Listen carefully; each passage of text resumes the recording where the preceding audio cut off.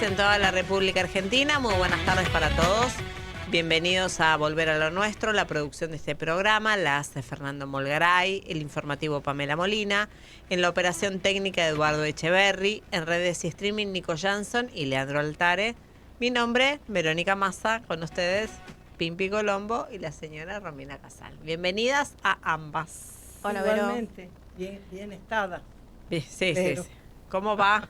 Muy bien. Bueno, la verdad es que muy bien por muchas cosas y en general sobre todo por estar acá en Volver a lo Nuestro, pero por supuesto con muchas ganas y necesidad de expresar la solidaridad con el pueblo hermano de Venezuela, con tantas personas venezolanas que viven en Argentina que seguramente estarán con la zozobra de saber qué pasó con sus familiares, los quilombos de comunicación y las tareas de rescate que son complejas y quién sabe, así que para empezar nomás me gustaría expresar esa solidaridad, ¿no? Sí, tenemos un compatriota, Lucas Trejo, jugador de fútbol de un equipo de primera división allá en Venezuela, que estaban ellos concentrando, así que el equipo se salvó todo, pero el edificio donde vive la mujer y los hijos de Lucas Trejo desapareció directamente. Ay, Dios mío, sí, y están tremendo. buscando los mismos jugadores entre los escombros, sacando escombros. ¿Hablaron con él? Sí, tremendo. Y hoy vi al revés que eso, con una cosa así como muy esperanzadora, en uno de los rescates de pronto logró salir un bebito que tenía solo pañal puesto, un bebé, gateando, saliendo de entre los escombros. El papá estaba con los rescatistas tratando de encontrarlo, o sea, bueno, dentro de la dramático, el milagro, ¿no? Bueno, toda nuestra solidaridad y ojalá que el gobierno argentino cumpla lo que dice que va a hacer, que enviar apoyo y lo que haga falta, ¿no? Bueno, pero el lunes hubo una noticia buena, una buena para los buenos, porque en la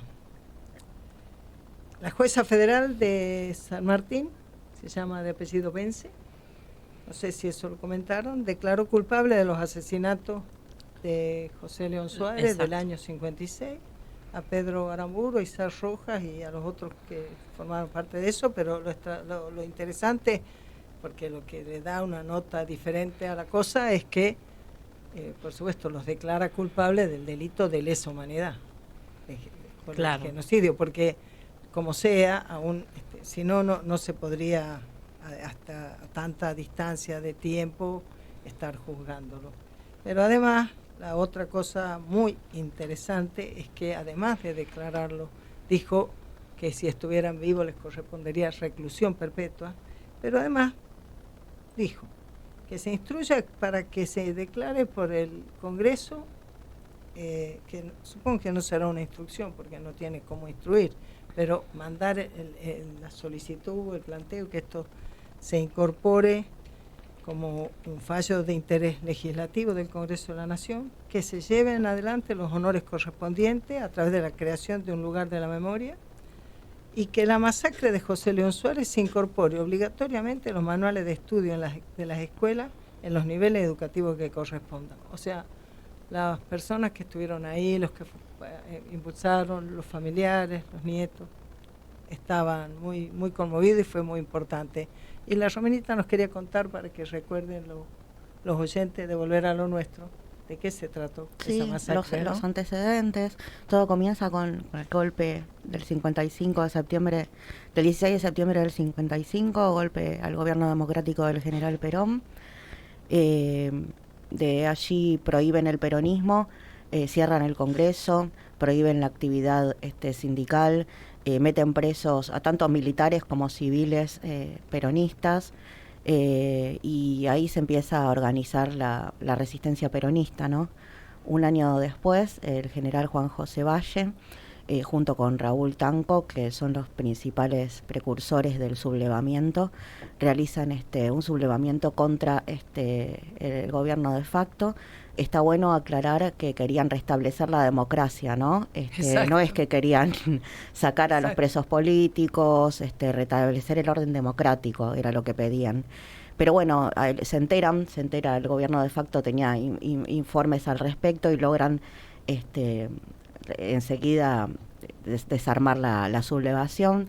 En el transcurso del 9 y el 10 ocurre, ¿no? Porque empieza el 9 a la noche el tema y termina el 10. El 9 a la noche alguien les había avisado que Raúl Tanco, que eran quien buscaban, estaba en una casa del barrio de Florida, Vicente López, donde se encontraban un grupo de jóvenes escuchando un partido de boxeo en la radio y son llevados detenidos por las fuerzas militares. Después de estar varias horas en comisaría, son llevados a un descampado de José León Suárez, y está bueno aclarar que fue durante el 9 que se lo llevó al descampado de José León Suárez, y ahora voy a explicar por qué. Y bueno, eran 12, 5 murieron y el resto sobrevivieron porque se los dio por muertos, estaba todo muy oscuro. ¿Y por qué recalco que se recuerde que fue el 9? Porque el gobierno dictatorial dicta ley marcial, lo que le da potestad a los militares a actuar de cualquier manera que quieran, incluso a realizar fusilamientos. Fue el caso de Juan José de Valle. En este marco se suponía que daban cubiertos de los fusilamientos de José León Suárez también, pero la ley marcial se proclamó el 10, un par de horas después, y esto lo comprobó en una investigación que realizó en el 56 Rodolfo Walsh. Gracias a la investigación de Rodolfo Walsh se determinó que la ley marcial fue una hora después de los fusilamientos, con lo cual se pudieron juzgar. Claro, impresionante. Bueno, esa fue una noticia muy esperanzadora. Pero yo quiero ir un poquito a los aspectos de la política actual. Ayer estuve viendo que, como fue medio movilizador el acto de Parque Lezama, el discurso de Máximo Kirchner, la columna de Principio y Valores fue una columna bien bullanguera, se hizo notar, puso todos los puntos de vista que nosotros sostenemos de lo que todo esto significa, así que estuvo muy, muy interesante, porque por supuesto que era un encuentro variopinto. Bueno, resulta que Carly Bianco, que es el ministro de Gobierno de la provincia de Buenos Aires, porque antes era el jefe de gabinete, que lo sustituyó Insaurralde, cuando lo echaron Insaurralde sacaron la jefatura de gabinete y la mayor parte de las competencias la pasaron al Ministerio de Gobierno, y este Chango Bianco quedó como, el ministro de Gobierno es el coequiper de Axel Kicillof, sí. Creo que era el dueño del autito con el que se vanaglorian de que recorrían la provincia, toda esa cosa muy importante en la vida. Bueno, resulta que, no sé dónde estaba, porque visto por las redes te aparecen las entrevistas, pero alguien le encara y le dice, bueno, pero ¿por qué Kicillof no habla con Cristina? Y te digo, la verdad es que yo pensé, me hizo acordar los diálogos con mi papá, que mi papá decía, no llamás por teléfono, yo ya me venía a vivir acá, ¿no? No llamás por teléfono, entonces de pronto yo todavía era joven y contestaba por boludeces y le digo, bueno, vos también tenés mi teléfono, vos también podés llamar. Y entonces Carly Bianco dice lo mismo, le preguntan, pero no habla, no visita a la expresidenta, no visita a Cristina. Sí, estuvo con ella en octubre. ¿Qué tiene que ir todos los meses? ¿Tiene que ir? ¿Cómo tendría que ser? Dice, además los dos tienen el teléfono. O sea, los dos tienen el teléfono. Pero nada es eso. De pronto, banalizando las cosas. Y te digo, flaco favor haciéndole a Kicillof, dice que es como una mujer golpeada, Kicillof. Que es como una mujer golpeada, ¿a vos te parece? ¿Cómo?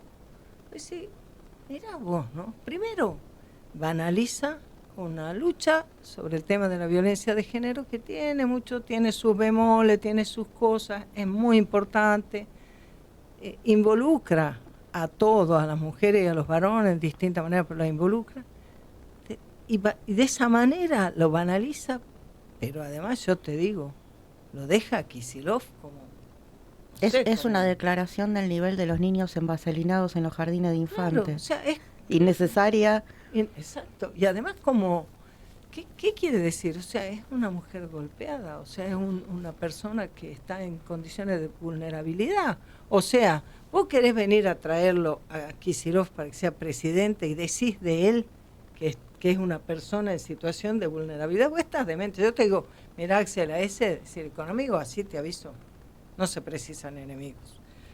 Y con el otro que, bueno, también es amigo y también lo estuve escuchando, aunque una entrevista me parece más vieja, es al chango este que es economista, que fue viceministro con Kicillof en la época de la Cristina, que es Álvarez Agis. Tampoco sé quién lo entrevistaba. No, eso no era propiamente una entrevista. Eso era una jornada de algo, porque tenía unos banners con muchas firmas de empresa y estaban sentados. Esto que ahora se usa los conversatorios, los silloncitos uno y otro. Nosotros hemos hecho un acto, ya vamos a presentar a nuestro invitado, nosotros hemos hecho un acto más tradicional, más como los que solemos hacer. Y entonces le consultan sobre la situación actual de la economía y entonces Álvarez Agis dice que, bueno, dice, la macroeconomía está muy bien, el mercado está muy bien, el mercado está bien, no hay que cambiar nada. Como dijo Aníbal Fernández también, viste que no había que cambiar nada. Bueno, dice, pero el supermercado no está tan bien. O sea, el mercado, le llaman mercado, se han apropiado de la palabra mercado, que para nosotras significa otra cosa. Significa el lugar donde se hacen las transacciones cotidianas para resolver las cosas que las familias, las personas necesitan. Pero dice, pero el mercado está bien, pero el supermercado no. Pero no conviene dar a entender que esto va a cambiar. No conviene, porque más bien hay que apuntalar para esto va a mostrar su éxito, como si dijera en el mediano plazo. Y entonces, juntas esa voluntad, ese transmitir que probablemente Milei pueda ser reelecto, que haya otra oportunidad para Milei, para que nos siga destruyendo. Y estos compañeritos que se dan de progresistas y yo qué sé, ¿qué le están diciendo a la Argentina? Que ellos prefieren que quede Milei, así de paso termina de destruir todo y ellos puedan venir de Salvador y haberse sacado a los viejos de encima en otro periodo. Te digo, una porquería. Como se está utilizando hace rato, mientras nosotros desde Principios y Valores tenemos propuestas, que se utiliza tan poco últimamente, ¿no? Esto de las propuestas. Exactamente. Y no de esperar el deterioro del prójimo. Exactamente. Y no tratar de construir un supuesto éxito sobre el dolor de tu pueblo, eso no es peronismo. Claro, lo pusieron de moda con la frase de Perón, de yo no voy a hacer nada para volverlo, van a ser mis enemigos, pero un Perón en el exilio era, ¿no? Pero lógico. Estamos hablando de otra cosa. Absolutamente, sí, nada que ver. Bueno, de la misma manera que ese mundo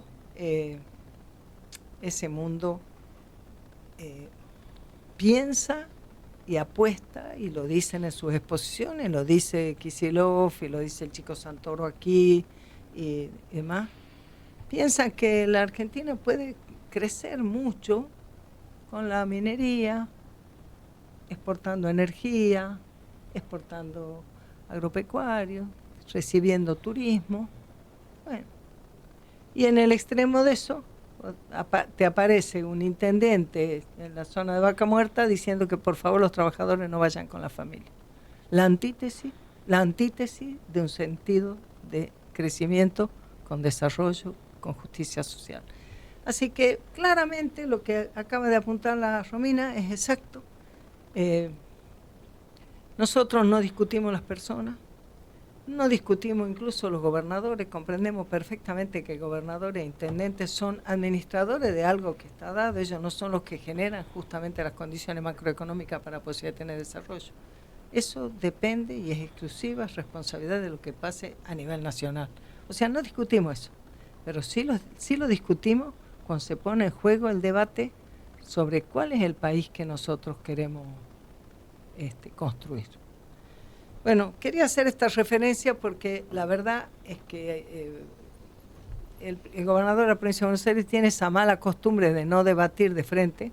Se hace la humilde un caca, dirían en tucumano, ¿viste? Humilde un caca, tremenda yarara había resultado, decía un amigo mío. La un caca es un gusanito, ¿vio? Entonces se hace el humilde un caca, tremenda yarara que había resultado. Entonces no sale él a defenderse, a decir, le dice, no es momento de candidaturas, mientras pone plata, energía y todo en construir una candidatura no se sabe para qué, excepto que lo escuche con atención y te des cuenta que es para lo mismo que están haciendo los que gobiernan con Milei.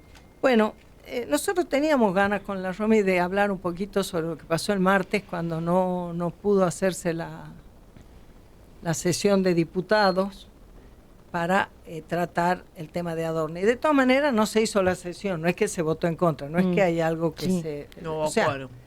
Y yo te pedía, Pimpi, que nos expliques a los ciudadanos de a pie cómo funcionan esas cosas, porque a veces nosotros nos perdemos y no entendemos muy bien el funcionamiento del Congreso, de los diputados, de los senadores.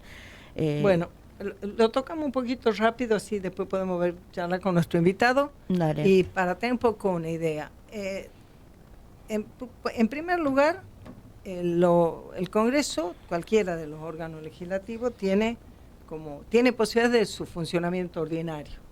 Su funcionamiento ordinario tiene temarios y esos temarios del tratamiento de las sesiones ordinarias que tienen fecha, tienen una regularidad, tienen un horario, a veces no se las convoca, muchas veces no se las convoca, sobre todo en épocas como esta que está muy revuelto, que no hay un proyecto, es decir, el que está impulsando un proyecto propio, que es el gobierno nacional, y ha tenido que laburar bastante para poder juntar los votos, porque hasta la elección pasada no tenía ni siquiera una bancada importante, ¿no? Pero, digamos, reglamentariamente, importa eso, que los reglamentos en los legislativos son bastante claros, y en situaciones como esta es muy importante ajustarse a eso, porque si vos no te ajustas, de pronto te pueden hacer por una picardía, te perdés un tema. Uh-huh. Por ejemplo, si vos entraste al recinto pero no te sentaste para el cómputo del quórum, no estás. Entonces, si vos querés que haya quórum, tenés que estar sentado. Si vos querés tu voto cuente, tenés que estar sentado y tenés que apretar el botón. Uh-huh. No es que, ¿entendés? No es que no hay nada que se dé por hecho.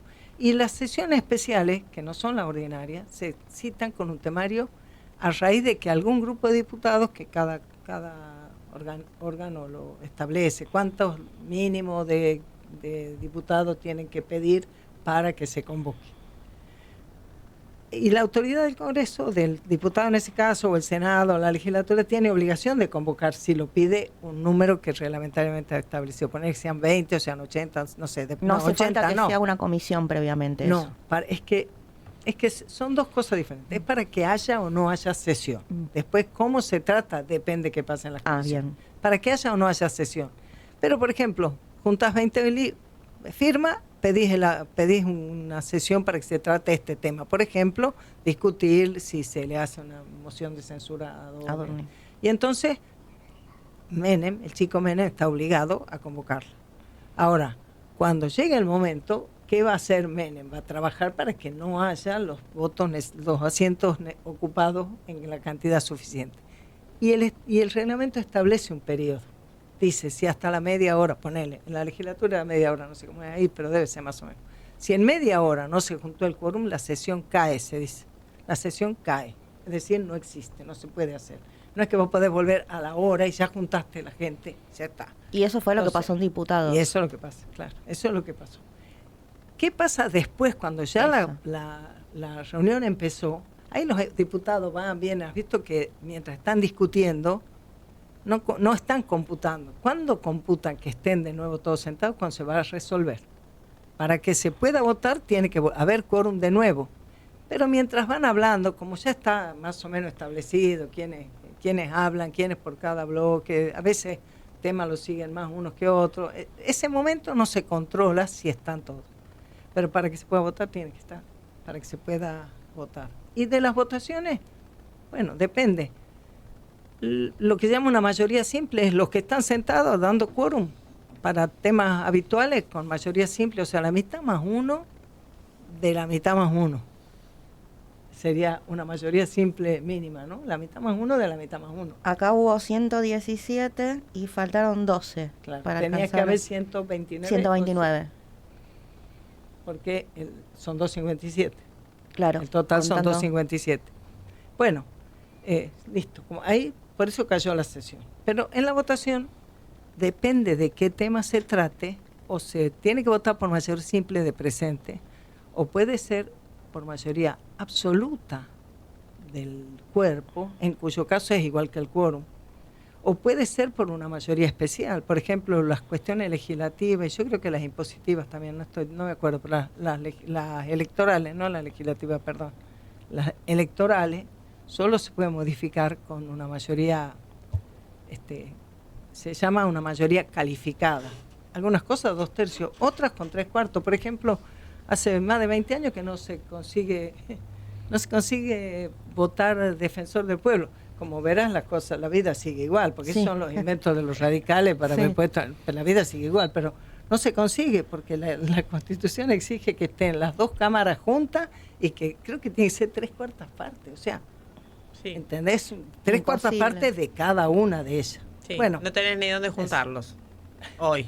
sí. Bueno, se Si juntan ahí. sumás- Se juntan ahí como se juntan cuando viene el presidente a hablar y demás. Incómodos, pero se juntan. Bueno, y lo que vos decías sobre el tratamiento de los temas, cuando son temas, digamos, temas de leyes, tienen que, todos los proyectos son derivados y se aprueba, lo aprueba el cuerpo, las derivaciones que hacen a qué comisión debe ir para ser tratado. Las comisiones se integran más o menos proporcionalmente a la integración política del cuerpo, y las comisiones también tienen un funcionamiento regular. Discuten los temas, los proyectos, si hay varios del mismo tema se incorporan, etcétera. Y cuando termina ese debate, y a veces muy rápido, porque a quien tiene la cantidad de los votos fuerza que sea rápido, mucha discusión, no, Ya está. vamos, y se firma dictamen. Entonces el dictamen ya no es un proyecto, es lo que aprobó la comisión para que vaya al recinto. Puede ir en una sesión especial que se pida para tratar eso, o puede ir lo que se llama en el orden del día de una sesión ordinaria. Y ahí muchas veces la vota dice, orden del día 1233, y algunos saben pero vos escuchás eso en la tele, o sea que están votando, pero claro. Esas son cosas que seguramente no son ni muy conflictivas, pero todo lo demás. Ahora, suponete que vos querés discutir un tema y no te lo tratan en comisión, no te lo tratan, no lo pone el presidente, no lo pone el temario, o la comisión no se reúne, no junta quórum, pasa el tiempo, te dan largas cosas que pueden ocurrir. Y entonces vos pedís lo que llama un tratamiento de preferencia, o sea, pedís que se ponga una fecha y te vota el cuerpo, pero te tiene que votar el cuerpo, tienes que conseguir que te apoyen otros legisladores. Siempre estamos hablando de la misma Cámara de Diputados. Sí, cualquiera de las cámaras, más o menos todas tienen un esquema parecido. ¿Sí? Bien. Y la preferencia, a veces, por lo menos en la legislatura era así, yo pienso que en el diputado también se dice preferencia con despacho o sin despacho. ¿Qué quiere decir eso? Si la preferencia se votó con despacho, quiere decir que si la comisión nunca le da despacho, por más que tenga preferencia, no se va a tratar. Si vos querés que se trate algo sin despacho, sin que antes esté previsto ni nada, necesitas una mayoría especial, pero ya no una mayoría especial del total, una mayoría especial de los presentes, Entonces, es lo que se llama sobre tablas. ¿Qué quiere decir sobre tablas? Quiere decir que no hubo una comisión que haya firmado un dictamen para ponerlo en... Bueno, te pregunto, ¿y qué pasa en el Senado después? ¿Por qué esto pasa al Senado? No es esto lo que pasa al Senado. Al Senado solo puede pasar algo que el diputado votó, o ir directamente. ¿Y por qué dice que se cayó el tratamiento también? Esa es otra cosa. Otro proyecto era el que estaba en el Senado, pero lo que se cayó no es el tratamiento, cayó la sesión. Cayó la sesión. ¿Por qué te hago la diferencia? Porque, por ejemplo, si vos haces votar una ley y perdés, si lográs que se vote y perdés, no la podés en todo ese año parlamentario volver a poner. Claro. En cambio, si se cae la sesión y no se trató, vos podés venir la semana que viene o el mes próximo, juntar los números. ¿Y yo escuché el timbre? Sí. Bueno. Nos actualizamos a Radio Noticias del Plata en la voz de Pamela Molina. Seguimos en Volver a lo Nuestro, hasta las 17, discutiendo los temas que importan con Guillermo Moreno, en Del Plata, la radio de la verdad.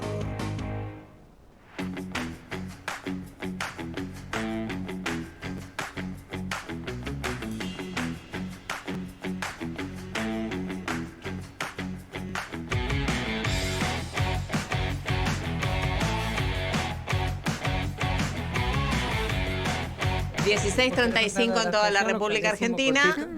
Segundo bloque de Volver a lo Nuestro. Estábamos hablando, señorita. Estábamos hablando. Ay, qué pero está feo. Bueno, esto es radio en vivo. Viste que ahora el streaming permite estas cosas. ¿Ah, sí? Sí. ¿Dónde está escrito? Lo permite de PREP. Es como un contrato social. Bueno, ¿querés presentar a nuestro invitado? Dale, hoy estamos con Santiago Azorey. Él es escritor, periodista, secretario de la redacción de la agencia Pacurondo y columnista en Radio de Madres en la M530 y en Radio con Voz.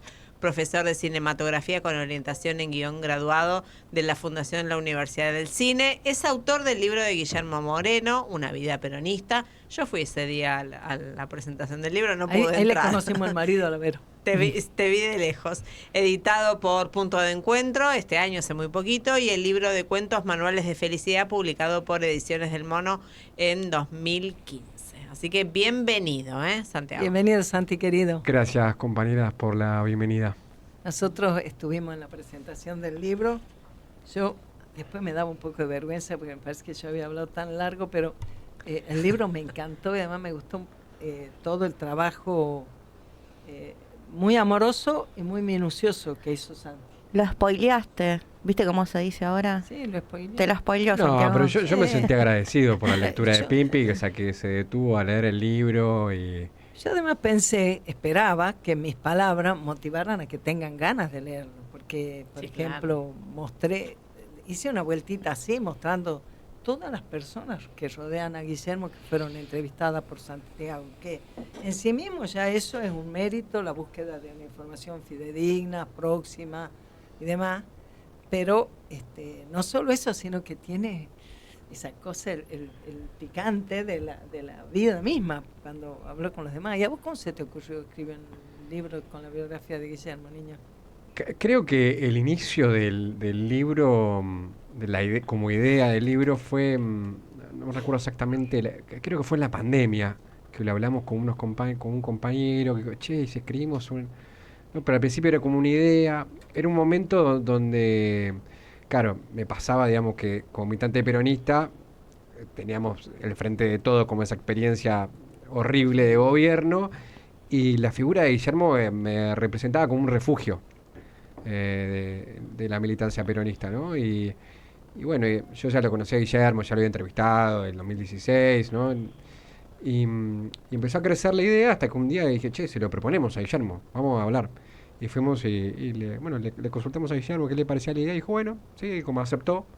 Y después, bueno, fue como descubrir el libro, ¿no? Porque hay un montón de cosas, se conocían, ¿no? De la época de la década ganada, pero después historias por ahí no tan conocidas de otras épocas, claro, que fueron muy interesantes porque fue volver a otras épocas del peronismo y eso fue muy interesante. Qué bueno. ¿Y cómo te va con eso? ¿Qué repercusión tenés? ¿La gente le gusta? ¿Te putean? ¿Te quieren? Para mí estuvo buenísimo la presentación del libro. Yo me quedé con una cosa súper valiosa que fue mucha gente de Principios y Valores, mucha gente que lo sigue, Guillermo, y también personas que militan como otros lugares del peronismo, del sindicalismo. O sea, creo que ahí la figura de Guillermo genera un interés en un montón de lugares, ¿no? Y la verdad que hicimos una mega presentación. Yo creo que la rompimos toda. Exacto. A mí me gustó mucho lo que dijiste ese día, porque me parece que te tomaste el tiempo de leer el libro y me siento agradecido, ¿no? No es que lo sentí súper genuino, eso sí que estoy contento con eso. A mí me encantó poder decir además ahí, nombrar a la gente que está alrededor de Guillermo históricamente y que no son personas con una actividad pública, ¿no? Como la Ana y la Liliana, que son compañeras, que son secretarias de ella y que Santi había tomado. Y son importantes en el libro. Muy importantes, sí, claro. Están con la Marta Cascale, bueno, la Marta ya Guillermo se ocupa de ponerla todo el tiempo a la vista, pero también eso, lo que eso significó, o la Beatriz Paglieri, porque siempre tengo en la cabeza que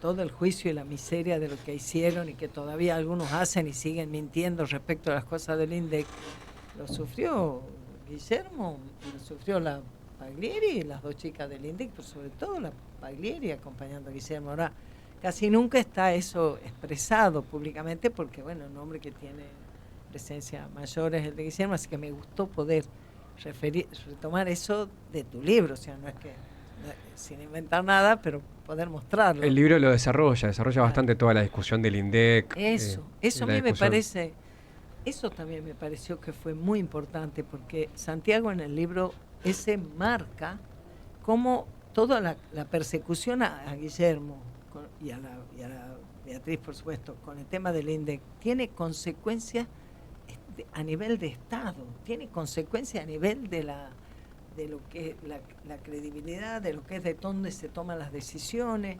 Vos fíjate que, no tiene nada que ver con esto, ¿no? Pero hace un paréntesis. El otro día hubo una sesión de diputados, que no era esa sesión especial que cayó, sino no sé si era una sesión ordinaria o si era una reunión de comisión, no me acuerdo, pero estaba hablando Miguel Ángel Pichetto, haciendo que tengan ojo con ese proyecto de Sturzenegger respecto de la prevalencia de las sociedades y digamos, de quitarle las responsabilidades. Bueno, alguna discusión al respecto de eso. Y él dijo, ojo con cambiar las reglas de juego, porque nosotros tenemos juicios internacionales que están beneficiando a la Argentina, pero que no están terminados completamente. No cambiemos la ley de modo de beneficiar a los fondos buitres. Bueno, no dijo así, pero sería más o menos eso. Entonces, pues decía, hay que estar siguiendo los temas con cuidado, si es que vos tenés voluntad y capacidad para ser gobierno. Que eso es lo que yo creo que por eso algunos dicen, no, dejen de discutir con Kicillof.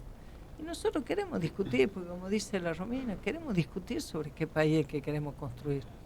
Y si alguien no se prepara para ser gobierno, solamente se ocupa de tener una campaña, hacerse ver y mostrarse, ¿y qué vamos a hacer? ¿Otra vez Alberto Fernández con otro nombre? Yo creo que el libro refleja esa discusión programática que trae Guillermo y el espacio de principios y valores, y fue una de las cosas que más me interesó también del desarrollo, ¿no?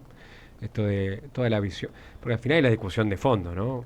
Claro. Que es una discusión mucho más interesante que la discusión de nombre, dirigentes y ofensas personales, que la verdad que eso yo creo que no tiene ningún sentido. Me parece que lo interesante es la discusión del programa, ¿no? Y la discusión geopolítica. A mí me gustó una cosa que Pimpi dijo en la presentación del libro, y que tenía razón aparte. Claro, cuando yo estaba escribiendo el libro, todavía en la geopolítica no se veía, digamos, todavía lo que estaba pasando con China, y estaba más claro lo que estaba pasando con Europa, ¿no? En términos de cómo se estaba reconfigurando el mundo. Y claro, Europa ya se veía claramente como perdedora, digamos, en ese esquema, pero yo lo de China todavía no lo veía.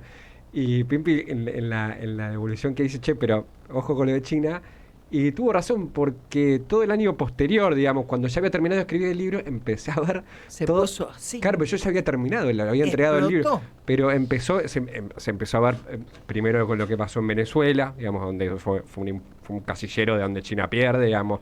Ahora después lo vemos en Irán, la discusión con Chile, también por el cable.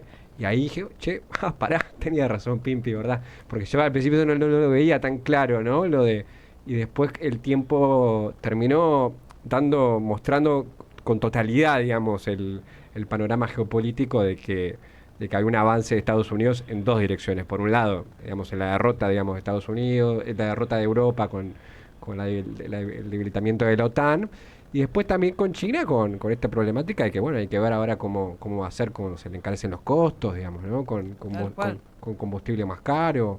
Lo traigo porque es algo que Pimpi mencionó en la Feria del Libro, y fue un momento interesante, porque después me quedo pensando, y yo ya había entregado el libro, entonces dice, bueno, lo de China está por verse, dice el libro, ¿no? Y bueno, claro. Y se vio. Y se vio, claro. Eso, ¿Qué cosas fueron las que más te sorprendieron, gustaron, que más disfrutaste cuando escribiste, cuando hiciste la investigación, digamos? ¿Qué es lo que...? Es un libro raro porque tiene un poco de todo, ¿no? Porque es un libro donde hay mucho de política, por supuesto, la historia y la vida de un dirigente político, un militante peronista, o sea que hay mucha discusión política, discusión económica, pero después también me metí en el personaje como un personaje literario, ¿no? En los diálogos, en las reconstrucciones, en el aspecto humano también, ¿no? Y me parece que eso también es una cosa importante para la historia de un dirigente peronista, porque es un dirigente con un vínculo con el pueblo, ¿viste? Yo creo que en un momento, ¿viste, Pimpi? Pasaba que, para mí el problema de frente de todos, ¿viste? Estos dirigentes de Castillo, ¿no? Como que desde el Estado, ¿viste? Como que mira a la gente muy de arriba. Bueno, Guillermo no es eso, está claro, tiene una conexión con el pueblo distinta. Miran a la gente como una instancia superadora de la política. Sí, ¿no? En cambio, Guillermo es un tipo que siempre recibió a los compañeros, que siempre atiende a todo el mundo. Total. Es esto de cuando señalamos de las verdades peronistas, ¿no? No es el peronismo no es una cuestión de un círculo cerrado que digita las cosas, sino que es del pueblo. Y ahí la historia de Maradona me ayudó mucho para reflejar eso. Porque es una historia muy reflejada, que refleja mucho el vínculo humano entre ellos. Absolutamente. No me acuerdo si está en el libro la anécdota esa de que estaban comiendo con Maradona, es un quilombo. Está en el libro. Tenés, ¿no? Está en el libro. ¿Querés contarla? Sí. Bueno, toda la historia es que Guillermo participa ahí, es medio un puente, ¿no? Primero hay que decir que Marta fue un puente para que Guillermo se acercara, digamos, a Bergoglio, al Papa Francisco, y después él es un puente porque Francisco le pide, digamos, a Guillermo que lo lleva al Diego, lo llevan al Diego que va con un sacerdote que después termina siendo obispo, que era un militante del espacio de Guillermo. Y bueno, nada, y ahí ya en realidad la relación venía de antes, de la campaña del 2013, con la época de Massa, que se sacan la foto, bueno. Pero después lo que sucede es la historia esta de que un día están comiendo un asado y bueno. En la casa que tenía Guillermo cuando laburaba en la embajada. En la embajada de Roma. Comercial. Exactamente. Y bueno, en Roma son estrictos con el tema de los horarios, ruidos molestos, ¿no? Y parece que un día le toca el timbre, era la policía porque estaban viendo, que llamaban a los vecinos que había ruido, porque no se estaban comiendo un asado, no pasaba nada, pero bueno, viste que son más estrictos.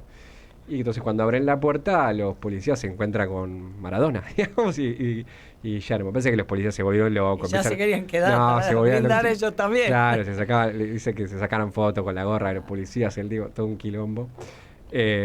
No, bueno, pero es eso, me parece que refleja el peronismo doctrinario hecho carne, digamos, en la amistad, la solidaridad entre ellos, ¿no? Como se necesitaban, de golpe Guillermo estaba afuera y se extrañaba a la Argentina y cómo se acompañaron. Me parece que eso también es importante, ¿no? Eso también está muy precioso. Pero el aspecto humano es importante. ¿Las chicas habrán leído el libro? No. Pero se los traje, Pimpi, para que lo puedan leer. Sí, ¿en serio? Más se lo pedí a Guillermo la otra vez. No, pero mira, vos, bueno, yo acá, uno para Romy, uno para Vero. Estamos de mangazo, Vero. No, lo traje acá con mucho cariño para Muchas gracias. Para las compañeras. Muchísimas gracias. El libro ¿Dónde aparte, es esa foto que no sabe que le han puesto un halo es a través de un vidrio? Es a través de un vidrio. Un cartel que tiene una letra. Ese es la C de Principios y Valores, esa es la O de la palabra de Principios y la foto está sacada a través ¿En la calle de Tucumán? Claro, sí. ¿Me desoriento? Sí. ¿La pensaste en particular o fue que viste la foto y pensaste que podía ser para la tapa? La foto, la verdad que la sacó una compañera, una de las entrevistas que le hicimos a Guillermo y la editorial la eligió. Le pareció una buena para el foto. arte de tapa les gustó. Le pone un halo así casi que de santo y la manita así. Sí. Bueno.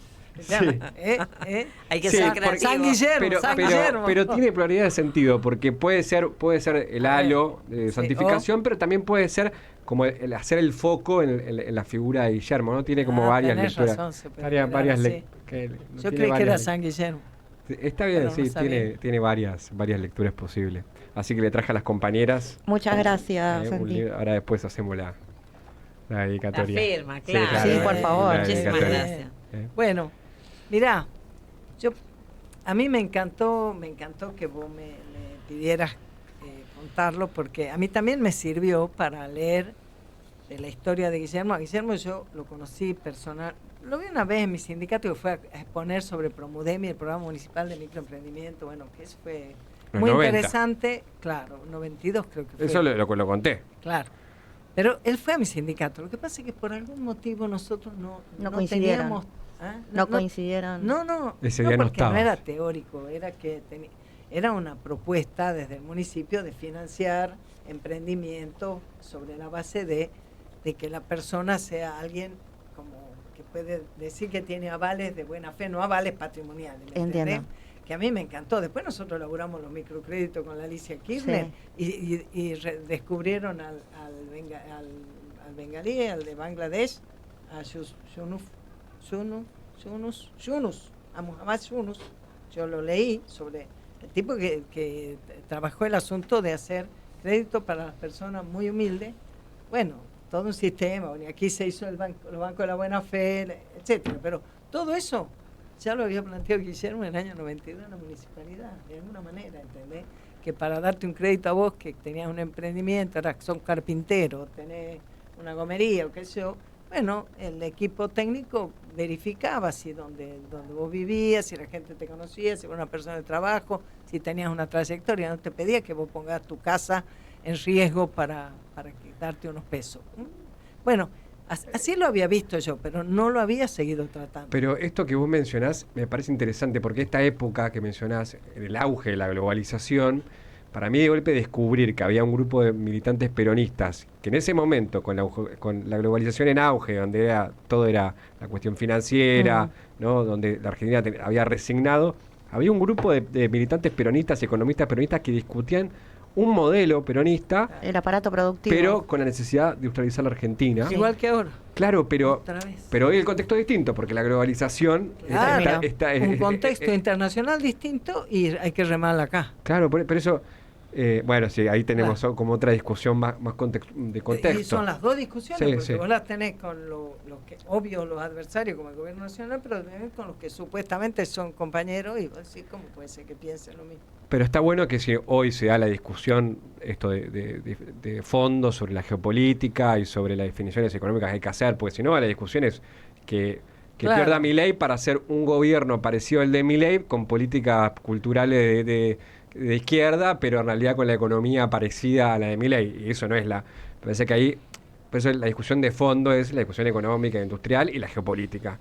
Y lo que me parece, lo que me permitió, digamos, construir el libro, o sea, indagar el libro, es cómo eso fue el resultado de una discusión de años y años y años, porque en la década ganada se empieza a aplicar, pero se venía discutiendo dentro del peronismo 10, 15 años antes, digamos, y antes de Guillermo, porque Guillermo tuvo sus mentores, estaba Ancuria, estaba, Seti, Carboneto, ¿no? Claro. Y cómo todos ellos fueron construyendo una sabiduría colectiva que un día, digamos, se pudo aplicar. Y eso está bueno para pensarnos hoy como militantes. Che, estamos Tal cual. construyendo eso para adelante. Qué loco, ¿no? Porque casi son los principios y valores del peronismo el tema de la producción y el trabajo, y que se siga discutiendo y no ejecutando. Claro, pero vos sabés que hay un libro de Curia en los 90 donde el tipo estaba como desconcertado porque decía, che, el peronismo tiene estos principios y valores, esto que decís vos, pero estamos en una era donde es muy difícil, digamos, pensar esos principios y valores para la Argentina. ¿Cómo hacemos?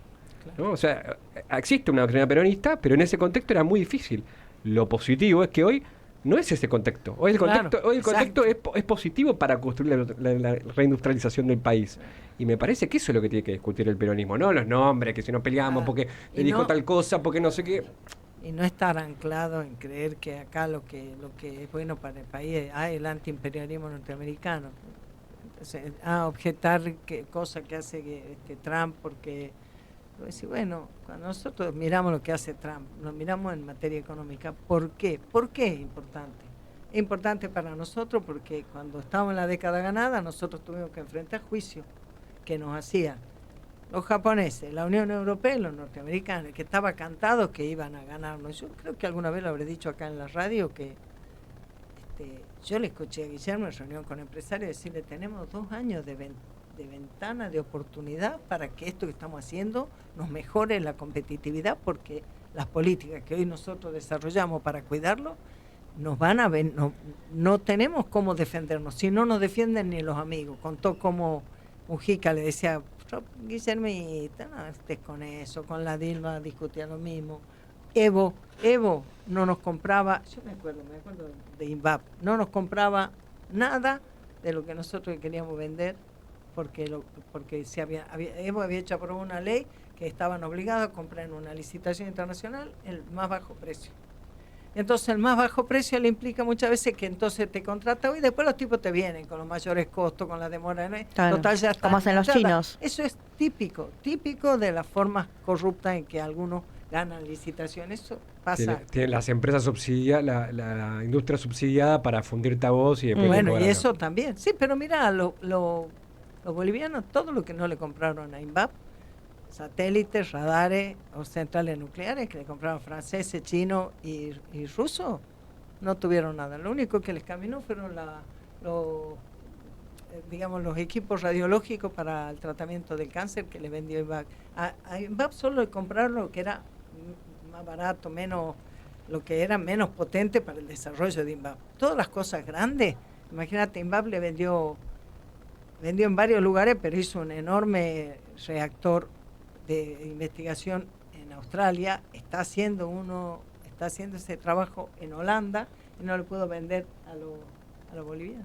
Increíble.